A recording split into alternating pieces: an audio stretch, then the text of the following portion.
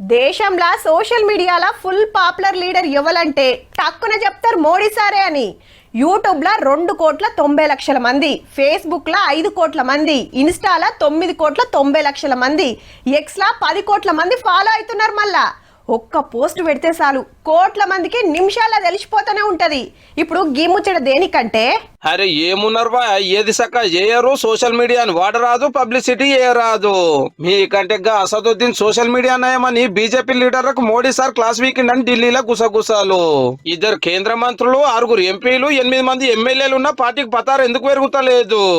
ఏం లేని ఒరిస్తాలో పవర్లకు వచ్చినాము, తెలంగాణలో ఎందుకు వెనకబడ్డామని క్వశ్చన్ చేసిండట. గ్రూపులు కట్టుడు ఎక్కిచ్చి ఎప్పుడు బంద్ చేసి అందరు ఒక మాట మీద ఉండి కొట్లాడాలని సలహా ఇచ్చిండట పెద్ద సారు. ఈ లెక్కన హైదరాబాద్ లో బీజేపీ కథ ఎట్లున్నదో మోడీ సార్ కు ఎప్పటికప్పుడు తెలుస్తున్నట్టే.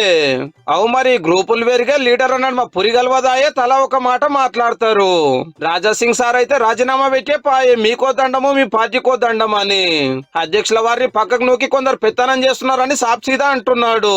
మొన్న జూబ్లీ ఎలక్షన్ లో ప్రచారానికి చాలా మంది లీడర్లు రానే రాలేదు, కొందరు బీఆర్ఎస్ కిమ్మత్ ఇచ్చారనే ప్రచారం నడిచే. ఈ ముచ్చట్లన్నీ ఢిల్లీ పెద్దలకు తెలిసే మందలు ఇచ్చినట్టున్నారు.